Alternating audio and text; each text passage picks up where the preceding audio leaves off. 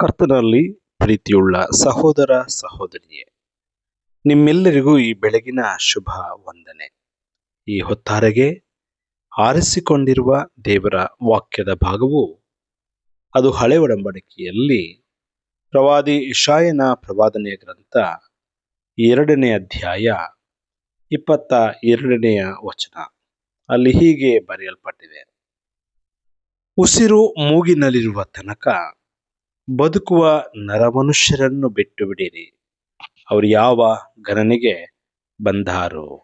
ಉಸಿರು ಮೂಗಿನಲ್ಲಿರುವ ತನಕ ಬದುಕುವ ನರಮನುಷ್ಯರನ್ನ ಬಿಟ್ಟು ಬಿಡಿರಿ, ಅವರು ಯಾವ ಗಣನೆಗೆ ಬಂದಾರು. ಸ್ಟಾಪ್ ಟ್ರಸ್ಟಿಂಗ್ ಇನ್ ಮೇರ್ humans who have but a breath in their nostrils. Why hold them in esteem? ಈ ವಾಕ್ಯದ ಪ್ರಾಮುಖ್ಯ ಸಂದೇಶವೇನೆಂದರೆ, ಯಹೂದಿ ಜನರು ರಾಜಕೀಯ ಮೈತ್ರಿಗಳ ಸಂಗಡ ಮಿಲಿಟರಿ ಶಕ್ತಿ ಮತ್ತು ವಿಗ್ರಹಾರಾಧನೆಯನ್ನು ಅವಲಂಬಿಸುವುದರ ವಿರುದ್ಧ ಪ್ರವಾದಿ ಯೆಶಾಯ ಎಚ್ಚರಿಕೆಯನ್ನು ನೀಡುತ್ತಾನೆ. ಮನುಷ್ಯರಿಂದ ದೂರವಿರಿರಿ ಎಂಬಂತ ಮಾತು ಮಾನವ ಶಕ್ತಿ, ಸಾಮರ್ಥ್ಯ, ಘನತೆ, ಸಂಪತ್ತು, ಐಶ್ವರ್ಯ ಇವೆಲ್ಲವೂ ಅವನು ಮೂಗಿನಲ್ಲಿ ಶ್ವಾಸವಿರುವವರಿಗೆ ಮಾತ್ರ. ಮಾನವರ ಮೇಲೆ ಅವಲಂಬಿಸಬೇಡ, ಸಂಪೂರ್ಣವಾಗಿ ದೇವರ ಮೇಲೆ ಅವಲಂಬಿಸಲು ಹಾಗೂ ದೇವರ ಮೇಲೆ ನಂಬಿಕೆಯಿಡಲು ಆದ್ಯತೆಯನ್ನ ನೀಡಬೇಕೆಂದು ಈ ವಚನವು ನಮಗೆ ನೆನಪಿಸುತ್ತದೆ. ಪ್ರೀತಿಯ ಸಹೋದರ ಸಹೋದರಿಯರೇ, ಮಾನವರ ಜೀವನ ತಾತ್ಕಾಲಿಕ, ಅವರು ದುರ್ಬಲರು. Human life is temporary, ultimate confidence only in the eternal god. ಮಾನವರು ವಿಶ್ವಾಸಾರ್ಹರಾಗಿದ್ದಾರೆ, ಕಾರಣ ಅವರು ಮರ್ತ್ಯರಾಗುತ್ತಾರೆ.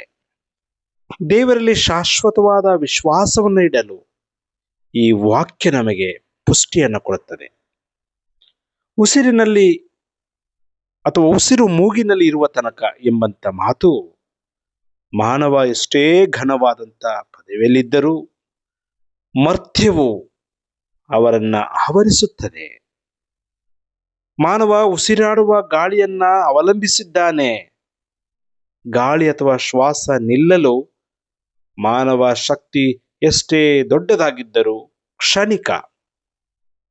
ದೇವರಲ್ಲಿ ನಂಬಿಕೆ ಇಡುವ ಈ ಸಂದೇಶ ನಮಗೆ ಕರೆ ಕೊಡುವುದೇನೆಂದರೆ, ಮಾನವರ ಕಡೆಗೆ ನಾವು ಗಮನಿಸದೆ ಸೃಷ್ಟಿಕರ್ತನನ್ನ ನಾವು ದೃಷ್ಟಿಸಿ ಬಾಳೋಣ.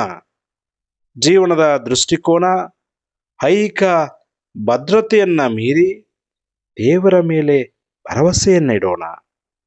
ಇಂಥ ಜೀವನ ನಡೆಸಲು ದೇವರು ನಮ್ಮೆಲ್ಲರಿಗೆ ಸಹಾಯ ಮಾಡಲಿ. ಆಮೇನ್. ಪ್ರಾರ್ಥನೆ ಮಾಡೋಣ.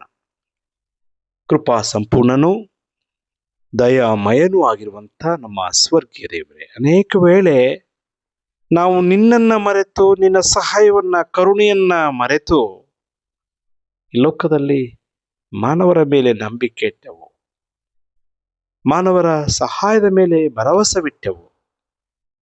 ನಮ್ಮ ಜೀವನದಲ್ಲಿ ದೇವರೇ, ನೀನೊಬ್ಬನೇ ಕರ್ತನೆ, ಸಹಾಯಕನು. ನೀನು ಕೈದೆರೆದು ನಮಗೆ ಹರಸುವುದಾದ್ರೆ ಮಾತ್ರ ನಮಗೆ ಆಶೀರ್ವಾದ ಸ್ವಾಮಿ. ನರಮನುಷ್ಯದವರನ್ನ ನಾವು ನಮ್ಮ ಭುಜಬಲವೆಂದು ನಾವು ನಂಬದೆ ಸಂಪೂರ್ಣವಾಗಿ ನಿನ್ನ ಮೇಲೆ ನಂಬಿಕೆಟ್ಟು ಬಾಳಲು ನಮಗೆ ಬಲ ಕೊಡು ಸ್ವಾಮಿ.